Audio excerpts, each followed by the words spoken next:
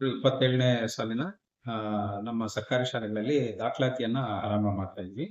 So ನಾವು ಈಗಾಗಲೇ ಬೇಸಮಂಗಲದಲ್ಲಿ ಈಗ ಒಂದು ದಾಖಲಾತಿ ಆಂದೋಲನವನ್ನ ನಾವೆಲ್ಲ CRP, BRP ಮತ್ತೆ ಆ ಭಾಗದ ಕೆಲವು ಶಿಕ್ಷಕರು ಎಲ್ಲ ಸೇರಿ ಒಂದು ಜಾಥಾವನ್ನೇ ಮಾಡಿದ್ವಿ.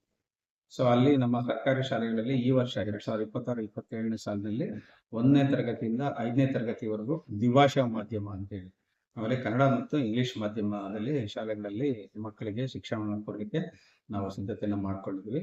ಆಮೇಲೆ ಎಲ್ಲ ನಮ್ಮ ಶಿಕ್ಷಕರಿಗೆ ಈಗಾಗಲೇ ಇಂಗ್ಲಿಷ್ ತರಬೇತಿ ಕೂಡ ಆಗಿದೆ. ಇಂಗ್ಲಿಷ್ ಮಾಧ್ಯಮವನ್ನ ಪ್ರಾರಂಭ ಮಾಡಲಿಕ್ಕೆ ಅವ್ರಿಗೆ ಶಿಕ್ಷಕರಿಗೂ ತರಬೇತಿಯನ್ನು ಕೊಟ್ಟಿದ್ದೀವಿ. ಆಮೇಲೆ ನಮ್ಮ ಶಾಲೆಯಲ್ಲಿ ಸರ್ಕಾರಿ ಶಾಲೆಗಳಲ್ಲಿ ಸಿಗ್ತಕ್ಕಂತ ಎಲ್ಲಾ ಸೌಲಭ್ಯಗಳ ಬಗ್ಗೆ ಸಾರ್ವಜನಿಕರಲ್ಲಿ ನಾವು ಅರಿವು ಮೂಡಿಸಿದ್ದೇವೆ. ಇವತ್ತಿನ ಒಂದು ಜಾಥಾ ಕಾರ್ಯಕ್ರಮದಲ್ಲಿ ನಾವು ಎಲ್ಲ ಕೂಡನೆ ಕರಪತ್ರಗಳನ್ನು ಕೂಡ ಹಂಚಿದ್ದೇವೆ ಸಾರ್ವಜನಿಕರಲ್ಲಿ. ನಮ್ಮ ಸರ್ಕಾರಿ ಶಾಲೆಗೆ ನಿಮ್ಮ ಮಕ್ಕಳನ್ನ ಸೇರಿಸಿ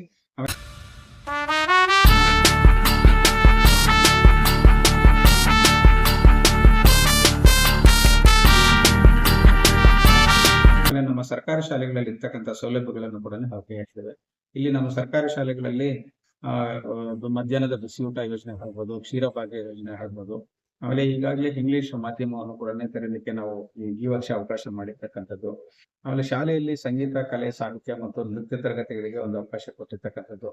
ಆಮೇಲೆ ತಂತ್ರಜ್ಞಾನ ಶಿಕ್ಷಣವನ್ನ ನಾವು ಅದಕ್ಕೆ ಶಿಕ್ಷಣಕ್ಕೆ ಒತ್ತು ಕೊಡ್ತಕ್ಕಂಥದ್ದು.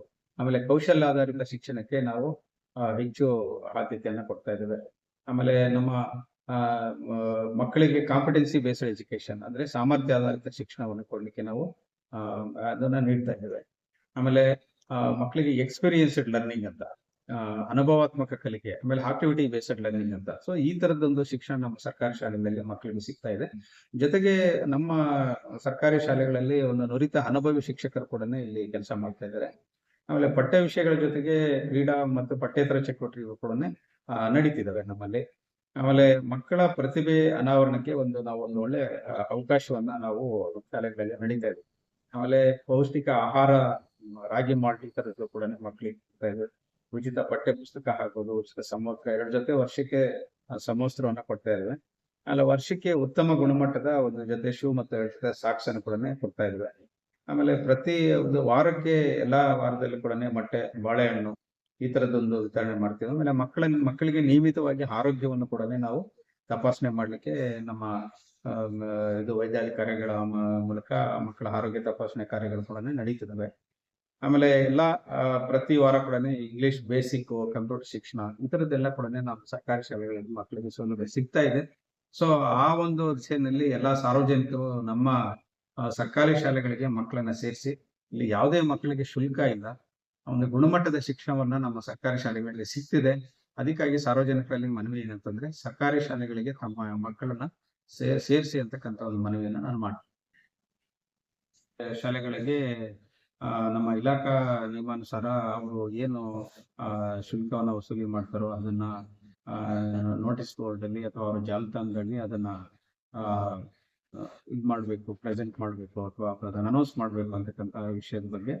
ಆಮೇಲೆ ಯಾವುದೇ ಖಾಸಗಿ ಶಾಲೆಗಳಲ್ಲಿ ಆವರಣದಲ್ಲಿ ಪುಸ್ತಕಗಳನ್ನ ಮಾರಾಟ ಮಾಡ್ತಕ್ಕಂಥದ್ದು ಇದನ್ನೆಲ್ಲ ಇರಬಾರ್ದು ಅಂತಕ್ಕಂಥದ್ದು ಒಂದು ನಮ್ಮ ಒಂದು ಇಲಾಖೆಯಿಂದ ನಾನೊಂದು ಈಗಾಗಲೇ ಒಂದು ಜ್ಞಾಪನವನ್ನ ಹೊರಡಿಸಿದ್ದೇನೆ ಖಾಸಗಿ ಶಾಲೆಗಳಿಗೆ.